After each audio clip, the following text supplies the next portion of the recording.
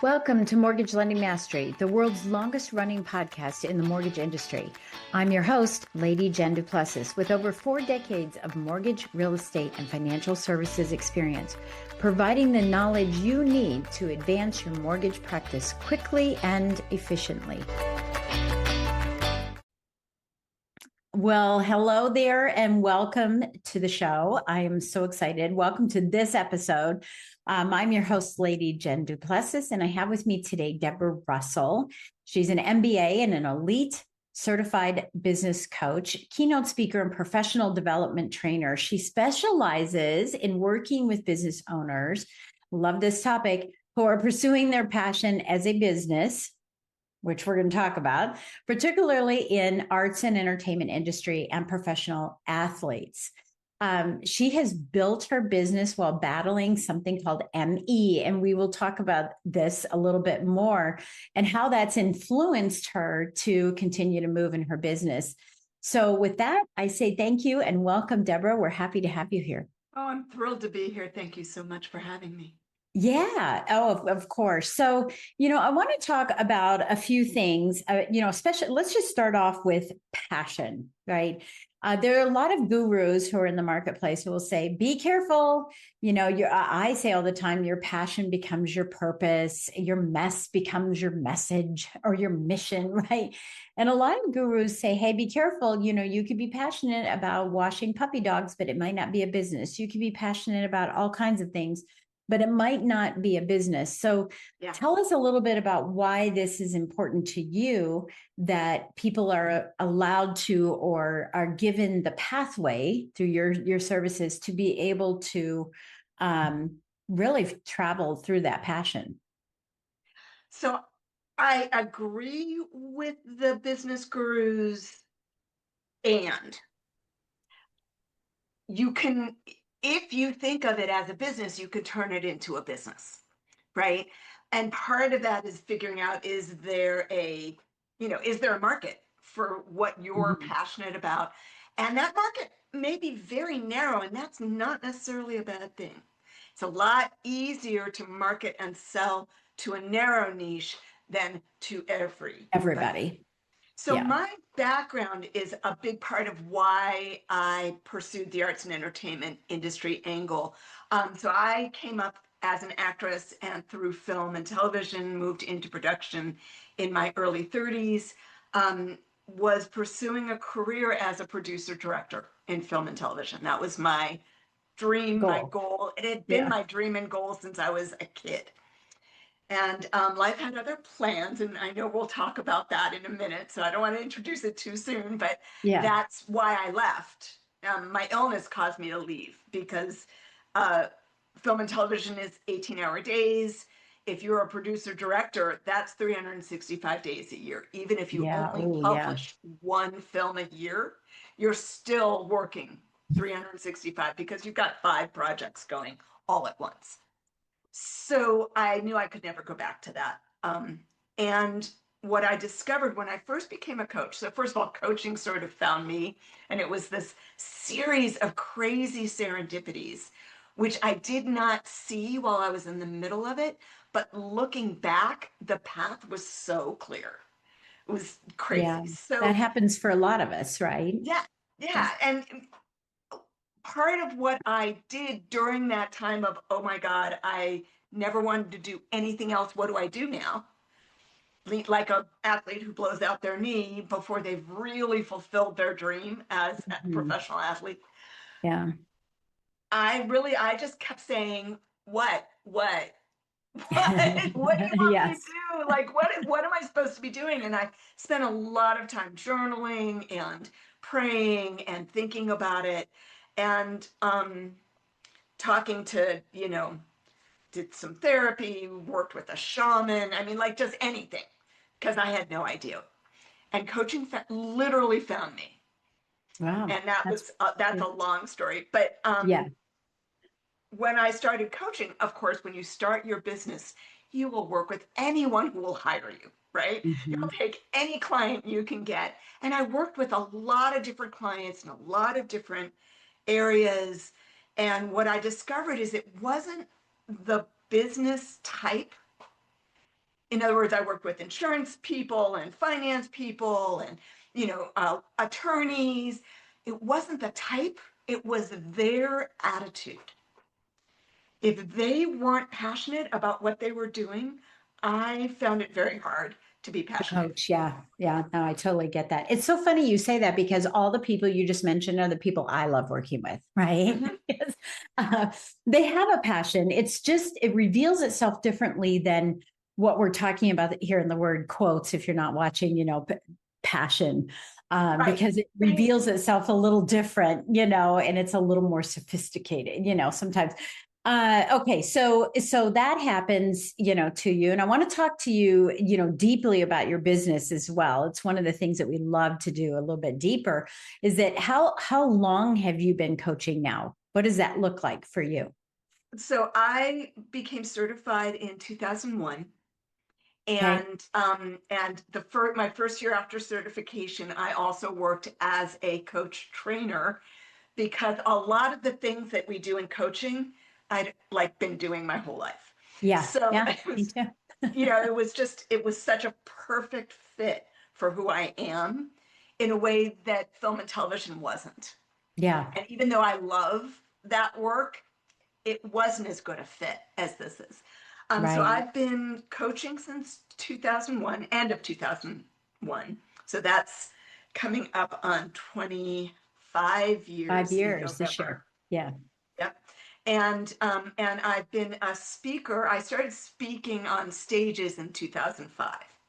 Okay. So Gotcha. Gotcha. and to get, speaking on stage has really tapped into all of my like love of being on stage and performance and all of that stuff. So it was a good fit for Yeah, me. well, and especially when you start off as a trainer, like you were saying, because I also started off as a trainer, and training is not speaking, and I think that, a lot of people don't really understand that. And you don't have to be a speaker in quotes if you want to be a trainer. And so let's talk about this as a business, just from that perspective. Because everyone who's listening, they're a business owner, right? They're an entrepreneur, an intrapreneur, and a lot of people are afraid of speaking, and I'm saying, but you still have to speak to your team. You still have to speak to groups of people to be able to, do one to many is what I call it. One to many. I've talked about one to many for so many years. It's not even funny. You need to be able to have conversations with groups of people, and that is speaking. It's just a different kind of speaking. So what did you have any issues, with that when you first started out? Because a lot of, again, as you're listening to us here, I want to bring you into this conversation, is that you might have this fear of saying, oh, that's really cool if I, but I don't want to be a speaker. But as a business owner, it's required. Absolutely. Yeah. So Even what if, challenges did you have? so I just want to address that just for a moment first. Even if you're only speaking to your team, Yeah. you think You're a about Steve Jobs being up on stage. Yeah. Who is he speaking to? He's speaking to his team, Mhm. right? Yeah. He's speaking to his Yeah. employees. It may be then sent out to the world, but that's not who he was speaking to. He was speaking to his employees. You Right. absolutely have to be able to communicate your vision to Hmm. get alignment from your employees in your business, right? So that they feel like they're contributing. The reason people quiet quit is because they don't see the contribution they're making to the business. It's not acknowledged. It's not It's so um, important. it's not clarified for them exactly how they contribute to the success. Yeah, and that's one Which of the things I coach on too is, the in, on, above, and beyond your business. When you get to above, that vision is so important that it includes the people you're hiring. Because if your vision is acute and it's only for you, then they're not going to understand what they're contributing to in that business. And I think that's why a lot of businesses fail, or why they feel like they have to be the practitioner for the rest of their life as opposed to being the CEO. And so, right. I think it's a really, really good point that you're bringing up. So listen, as you're listening here, think about this too. What is that vision? Go back and look at your vision and say, do I have one? Number one, is it written down, or do I just have these kind of loosey goosey dreams? Is it written down? And is it shared with your team? It's critical to the success of your business. Yeah, I love that. Yeah. Okay, so I want to talk about I want to start with some business fundamentals because we're already in this realm, right? We're already talking about behind the scenes in your business, which I think is so critical to, everyone who's listening. It's like, tell me what I should do right, tell me what I should do wrong, you know. And some are saying, just guide me, don't tell me, just guide me. But let's talk about some business fundamentals as you see them that entrepreneurs and companies need to have in order to be successful. So I want to answer that in two ways. The first way is just kind of the concept of what you do as a business. So especially if you're a solopreneur or a solo practitioner, like let's say you're an attorney and you've got a staff of 5, or you're a bookkeeper and you're just doing it all yourself, or a business coach, right? And you're just doing it all yourself. The way I teach business fundamentals is that there are 5 hats of the business owner.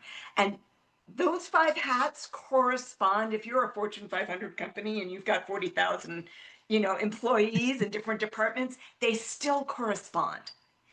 So the first hat is creative.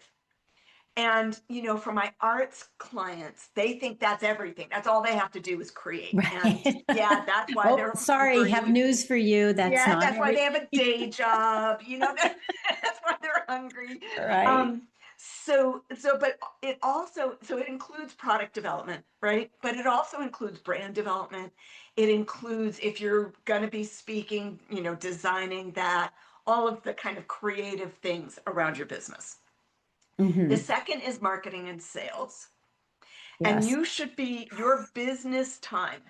And your business time is your time if you're a solopreneur, but your business time is your time plus all of your employees' time if you have a staff, right? Mm-hmm. Mm-hmm. They should be equal. In other words, approximately 30% of the business's time is in creative, 30% of the business time is in marketing and sales, because if they're not equal, then you're not selling and you're out of business. Yeah, absolutely. The third is admin. And admin is the thing that people hate, right? But the thing that most people spend their time doing. Well, but also if there's a problem in the business, more often than not, the failure is in admin, because admin is systems. Right. Whether it's your CRM or your production systems, or like, depending on the kind of business you have. So I had a client, for example, who was a wonderful singer-songwriter, and she would spend hours booking and would literally only talk to 3 people. And I'm like, what? How does this work? And I had her really break it down. And she was literally having a conversation, stopping the sales process, writing the email, creating the packet. And this, of course, was before the days of online press packets, but still. Right. So I had her create like a little assembly line for her press packet. Yeah. And she didn't touch it until she was done with her sales calls. So she would have maybe 10 sales calls and then go pack 10 sales packets. And then she delegated that. Yeah, that's system. Assistant. Yeah. Because that was not the best use of her time. Right. And she tripled her bookings in a month. Wow. Just that's beautiful. I hope you heard that. I hope while you're listening to this, you're hearing that, right? Tripled. Yeah. One system, right? Yeah. Manage that. So, and that's an admin system, right? So admin is where all the creation of systems live, even if they're a marketing system or a creative system or a fulfillment system. But the conceptualization is admin.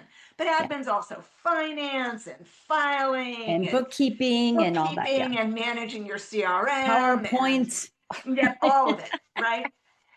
And then so that's the third one. The fourth one is fulfillment.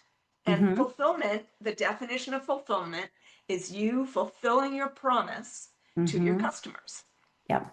Yeah. And what that looks like might be, I work different with a for guy. Any type of business. Different for the business, right? It might be an attorney creating a letter, or it might be a coach delivering a class or a session, right? Or it might be, delivering your product to the people who are buying your product.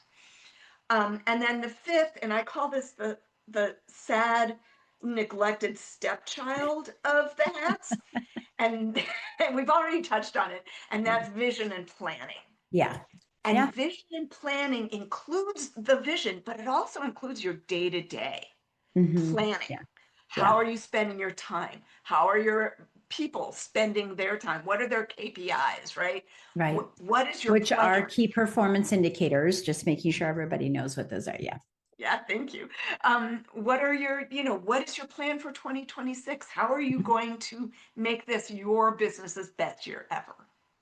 Yeah. So, It's interesting. I got to say, it's interesting that you put that last, right? Even though it's first, because, one of the things that I do in my business, I have a motto of, stop working in and on your business and start living above and beyond it. I hear, don't work in your business, work on. The problem with on, and the way that you've laid it out here, is not your problem. I'm just saying the way it's laid out here is that, oh, by the way, I should do the business and planning as if it's a secondary thing. And I think what people it do has to be is primary. it's primary, right? What Yep. people do is they work in, and they have little moments of on. Oh, I went to an event and so I did the on, but then it's all just tucked away. Dusk gathers on it and nobody really looks at it. So I love that you're saying, and this is what I want people who are listening to hear, is that while it's the fifth thing here, it's not the most or the least important. It is the most important. And I do daily planning every single day. I call it plan and review, P&R, plan and review every single day on my calendar. Love that. Yeah, I will tell you I'm why planning and I'm reviewing. Did that go well? Did it not go well? How do I change it for the next day? And so it's a constant moving thing. It's not tuck it away, Yeah. I love that you're saying it. Let's go back to systems. But actually, before you move on, I just want to say why it's fifth. I found that if I put it first, people tuned out. Or they And stop. they just didn't It's even a whole listen horrible to barrier. it. It's a horrible barrier to entry, right? It's like, oh, well, I have to do a ream of planning and, a ream of paper. And I'll never get through it. So I'll just do the other things. Yeah.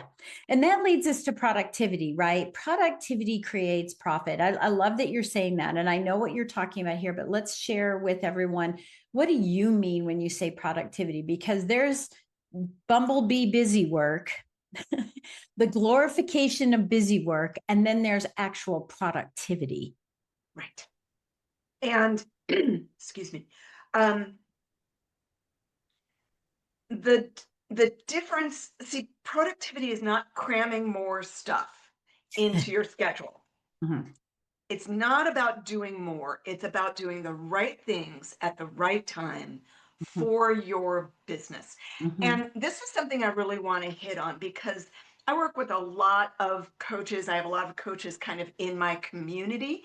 And it's really common that they will take 1,000,000 master classes because these people are hugely successful and they want to be hugely successful like them. But then they try to implement these very advanced concepts into their baby business. You are not an adult yet, you're a baby business. And so you need to do baby things in order to build your business. Yeah. Understanding what that looks like and what that means at the stage your business is now, as opposed to where it will be in 5 years.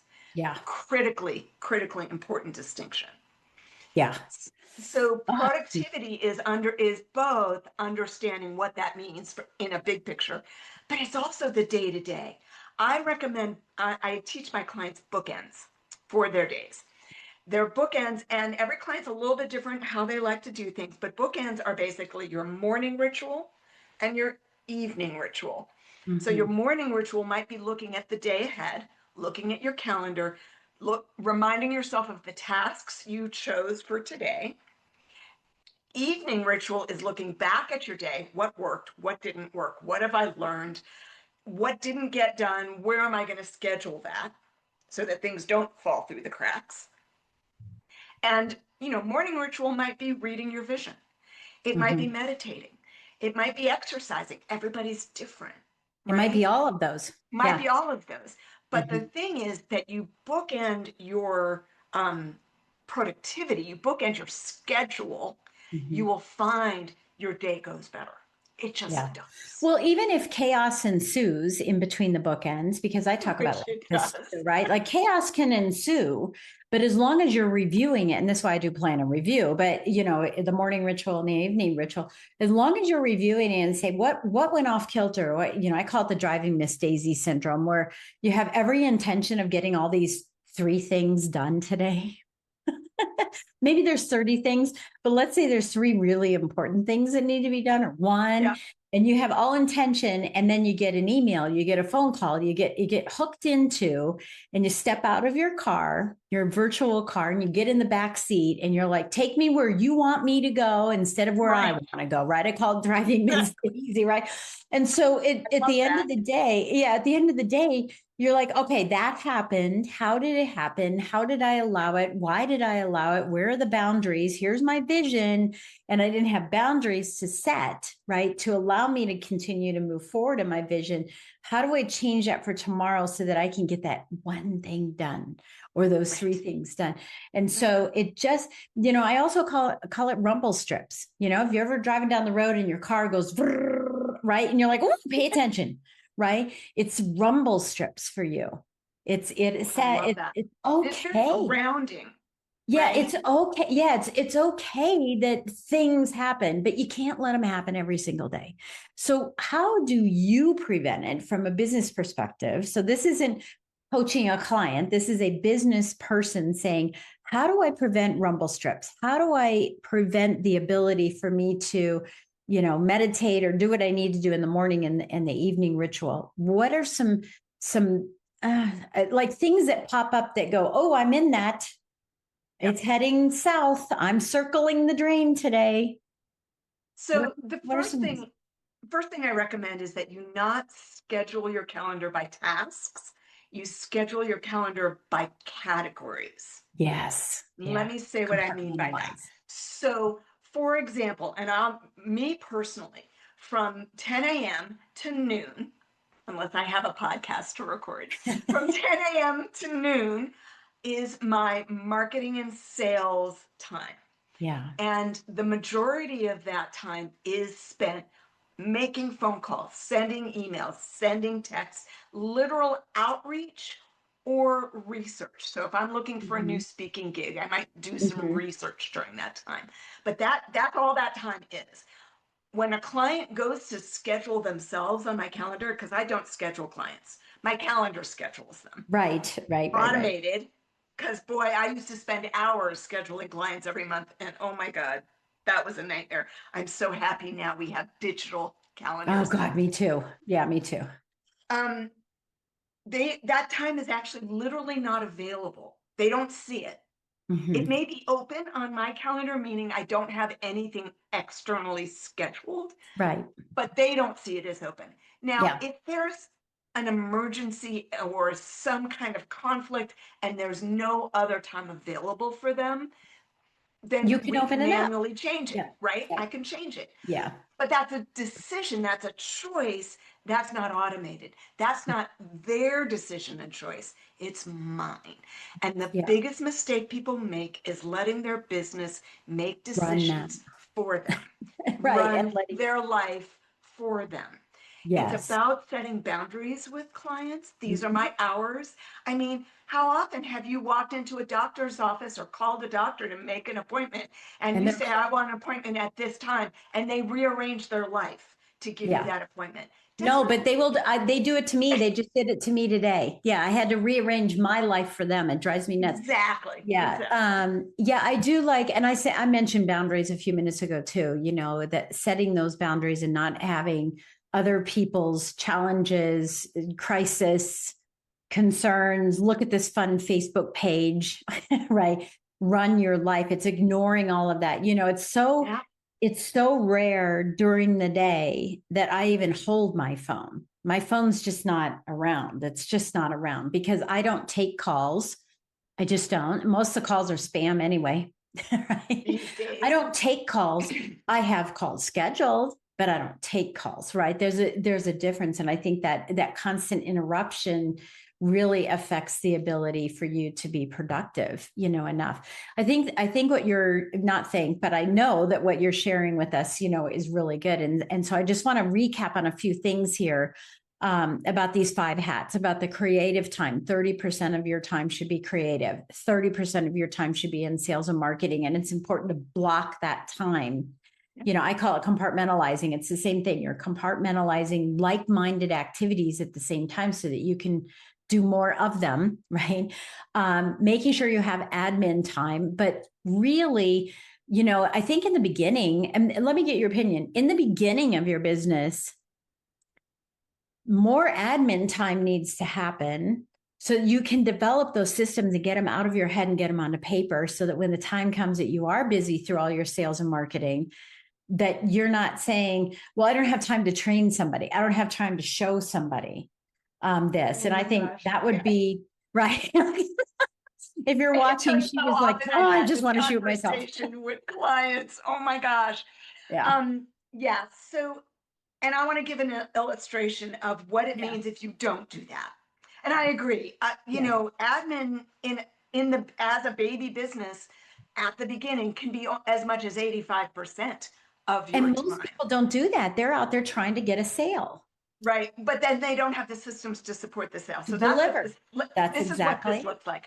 So you market, you get busy, but you stop marketing because you don't have a system, and then you slow down, and then you market, and you get busy. Yeah. And so that trajectory is this. Your profit is flat. It is not growing. Yeah. What you want to do is market. As you get busy, you hire someone to do the marketing, you hire someone to do the admin, because those are the easiest things to give away. Yeah. And so that you are doing the things that only you generate in revenue. Yeah.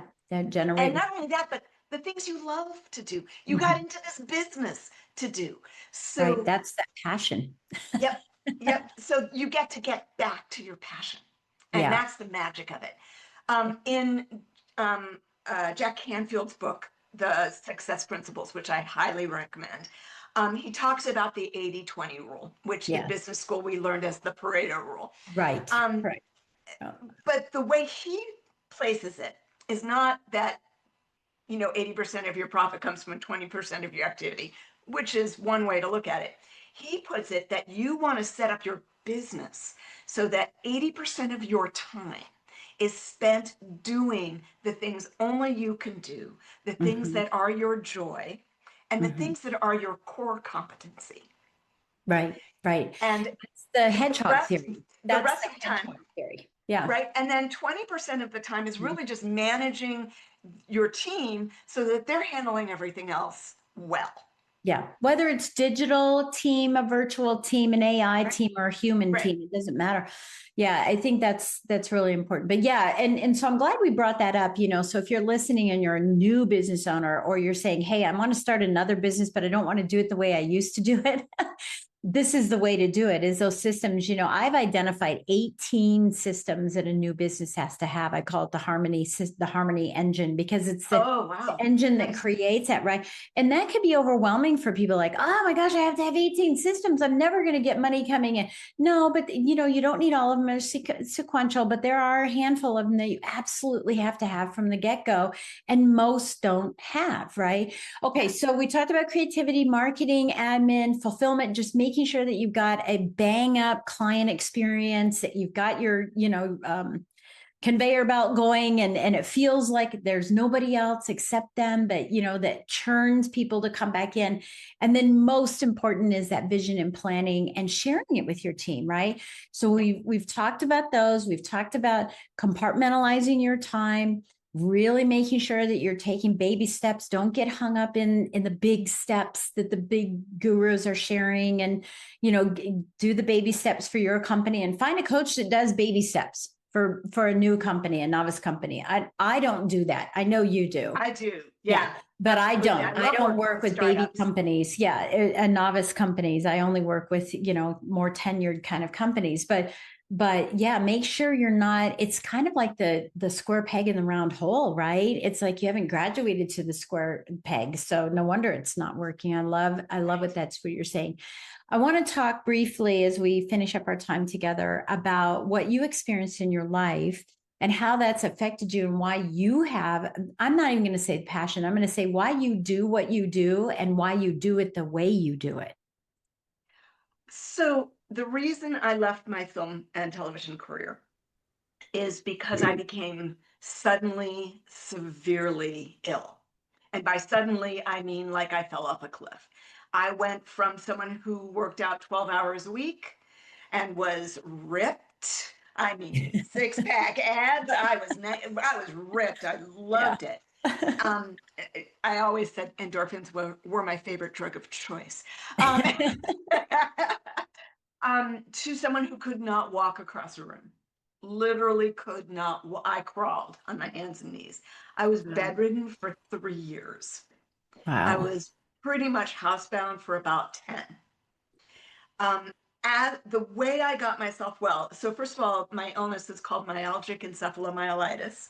I still have it. And I was given the prognosis when I was diagnosed that I would be bedridden for the rest of my life. I remember you telling me all this. Yeah. And I'm stubborn, if I may use the B word. I am a stubborn. Yeah. I was like, oh, really? No, have you met me? No, that's not the way my life goes. And it was a very excruciatingly slow process. But the thing that worked, because there's no treatment, there's no cure, was something called pacing. And pacing required me to be excruciatingly disciplined about my time and my energy. And the more energy I got because of my pacing, the harder it became to be disciplined about my time and Discipline. my I know I was energy. going to say, like when you're going 100 miles an hour and then you're going 0, and then you're being told to just put the idle on, Yep. put it in Yep. drive, but don't touch the gas pedal. That had to have been frustrating. Yeah. Oh, it was Yeah. immensely frustrating. I had to completely redefine what Mhm. accomplishment looks like, Mm-hmm. And what this a might be task something list someone looks needs to like. hear in this too. Someone listening needs to hear this, as a business owner, is be patient. Be Yeah. patient with yourself. And be patient and give yourself every tiny little win. Mm-hmm. Don't wait to celebrate the big wins. Celebrate, I got this system built. Yeah. Celebrate, I did my bookends today, right? Mm-hmm. Celebrate the baby steps each Mm-hmm. step of the way, because if you don't, that's burnout. That's Yeah. what creates burnout more than anything else. Mm. So Interesting. I bring that concept of pacing to productivity, Mm-hmm. because productivity needs to encompass not just doing, but resting and Mm-hmm. contemplation and Mm-hmm. planning and Mm-hmm. thinking, right? I work a lot with artists and creatives, and if they don't have that time of doing nothing, they dry up. They Mm-hmm. dry up. They can't write, or they can't sing, They or have they block. can't write. They Yeah. just dry up. Mm-hmm. So, but that's true with business owners too. You will get your best ideas when you're doing something else, when you're not working, when you're in the shower, right? When you're taking a jog. I can't jog, but some people do. When you're lifting weights, when you're Right. laying in bed with your significant other, Mm-hmm. right? When your brain is allowed to just rest. If Yeah. you don't allow that, you will burn out, but you will also dry up, and you will hate your business. So, I never want that for anyone. yeah, yeah. And I know that you work with athletes as well. And you mentioned that you were an athlete of some sort, as you're talking about this, I mean, this would be akin to walking in, first day, if you're a new business, right? Walking in first day and saying, I'm going to accomplish and get to every one of those cockamamie machines and I'm going to master them. It takes time, right? Maybe you decide that I'm going to dabble with a few, decide what I don't want, what I don't like, what hurts my body, maybe, right? Like military press, I can't do because I broke my shoulder, right? So I can't do certain moves. And I go, okay, so what do I do in place of, right? Yep. Or it might be a strategy of I'm going to work at one thing. I'm going to go walk on the treadmill until I'm an expert and master there. And when I'm a master there, I'm ready to move to weights. Maybe it's just I want to work on my legs and I'm only going to do leg work. Maybe it's free weights, right? But that's what you're saying is, for those of you listening, right? This is what she's saying is this is the pacing. You can't go in and lift a bunch of weights on a bunch of things as if you've been lifting weights for years. Right. And you can't, you look at a professional athlete and they've been doing this since they were 3 or 4. You can't Right. look at a professional athlete and say, Right. I'm gonna hit that level of fitness this year. Because Yeah. you'll hurt yourself. But you can't do that in business either. You can't look at someone who is in business doing what you do, but they've been in business for 20 years. You can't look at what they do as a business owner of 20 years and say, I'm going to do that from day one, because it doesn't work. Right. Comparison is the thief of joy. Oh, I love that. Write that down. Comparison is the thief of joy. You don't know. Yes, it's the same as the poster, of what do they call, what did the Titanic hit? The iceberg, right? The iceberg, and all the stuff that's underneath. It's the same thing. It's like comparison is the thief of joy. You can't say, well, I just want to be where you're at and I want to be where you're at now. You started in 2001, right? It takes time. Some of this takes time. There are attributes that you can master quickly, but a lot of this takes time. And then it's like, you get to stability and you can have some fun, right? But you got to work through each aspect of that. And I think that's fantastic that you're sharing that. And there's stability at each level too, right? So you build your systems for where you're at now. You reach stability, but you want to keep growing. You want to go to the next 4 phases, those systems to support that level, right? Yeah. Oh gosh, it sounds like it's called the 5 levels of growth, but I only use 4 of them because the 5th level is success. And I think that success I do think it exists, but be clear about this, right? That next level is a repeat of the first level at a different level. Does that make sense? Yeah. Right. Because it's like the 4 stages of learning. Yeah. You know the 4 stages of learning? Yep. But repeat them for others because it's not about me. Right. So, and I didn't create this. This has been out since like the 60s. So same with the 4 stages of success or of growth. Right. The 4 stages of learning apply to anything, whether you're learning to tie your shoes or you're learning to be an attorney. First stage is unconscious incompetence. Boy, that looks easy. I can do that. Second stage is conscious incompetence. Oh my God, that's so hard. I can't figure it out. How did I ever think I could do this? The third stage is conscious competence. Yeah. Okay, I think I got it. I know how to do it. And I really have to pay attention. Mm-hmm. And the fourth stage, better. Yeah. And the fourth stage is unconscious competence, where you do it, you don't think about it, it's a habit, it's muscle memory, it just happens. Well, it's the driving home and wondering, did I make it through all those lights? Right, how did I get here? But also, no matter what you're learning, more often than not, it encompasses multiple skills, and you may be in different stages in each of those skills. So even though it looks like it's one thing, like productivity is probably about 15 different skills. Yeah. Probably more than that, actually. And you may be in different stages. So if you feel like, but I thought I had this, and then it falls apart, it's because you've hit that conscious incompetence stage in a different skill. Right. Yeah, I love it. I love it. Okay, so I know that we'll have the link in the show notes to our gift vault where you can get what Debra's going to be giving you here. But can you tell us a little bit about what your gift is to everybody so that they can take some action in their practice to move forward? So the title is To Move from Overwhelm into Action Workbook.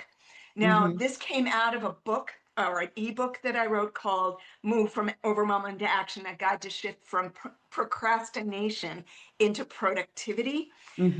It's a quick ebook, but I found that people don't even feel like they have the time to read a 30-page ebook. So I just pulled out the exercises that I gave them at the end of each chapter and put it into a workbook. So you can actually, you don't need to read the workbook. I mean, you don't need to read the ebook. I recommend it. There's a link to it in the ebook. So if you want, in the workbook. Yeah. So if you want to read it, you're welcome to. But these exercises will help you understand overwhelm, understand what's actually happening for you, and then create strategies to get through it, to get past it, so that it doesn't take over your life. Yeah, from an expert who's walked the walk and done the talk and done the pacing and right. Yeah, I love that. Thank you so much. And then the final question I want to ask you is, what's on your heart now? What do you want to share with people? Is there a quote? Is there a mantra? You mentioned a book, a couple books. We'll have the link to your book in there as well. But, is there something that's on your heart right now based on the conversation that you'd like to share with everyone? This actually comes from my coach. She calls it the law of action.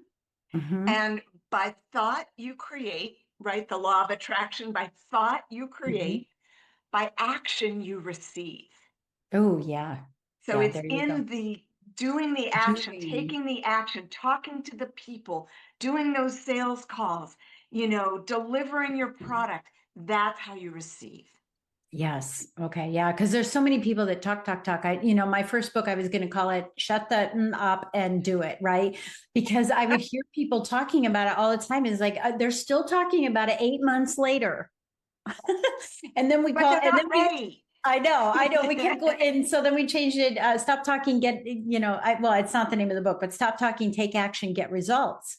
Right. Later, it turned into something else. But what I really want to do is strangle people. Stop talking about it. So as we finish up here today and you're finishing up listening to this, go back and get these 5 hats and look at the fundamentals, what's suggested and some of the tips for productivity as well. But make sure that you're putting it in your calendar to take the action, to work on it. That admin time so that you can put it and deploy it. I always call it deploy it, right? Get it out there in the world. So Debra, it's been a wonderful having you here today. I really look forward to it. I'm so glad because I knew we had something in common. We serve different people, but we really have a lot in common in what we do in our business. Absolutely. I can't collaborate with you. It's going to be exciting. And I would thank you so much for giving us all the wisdom that you gave us here today. Absolutely. My pleasure. Thank you for having me. I felt the same way when we met. I was like, okay, yeah, we're of like minds. Yes, absolutely. Well, again, I want to thank you for listening in today, for taking time out of your busy day listening in, and remind you to head on over to YouTube and subscribe to my channel, where you will find all 3 of my podcasts, plus my TV show, and a little thing called Beyond the Podcast, where I interview people just like Debra a year from now to find out where are they now. What are they up to now? So it's really exciting to be able to see that. So again, thank you, Debra, and thank you all for listening, and we'll catch you on the next episode. Thank you for joining Mortgage Lending Mastery. If you found value in today's conversation and would like to get support, simply go to supportfromjen.com. That's supportfromjen.com, or reach out to me on social media. Keep watching and listening for more insider secrets, stories, strategies, and ideas to help you become a master in your business.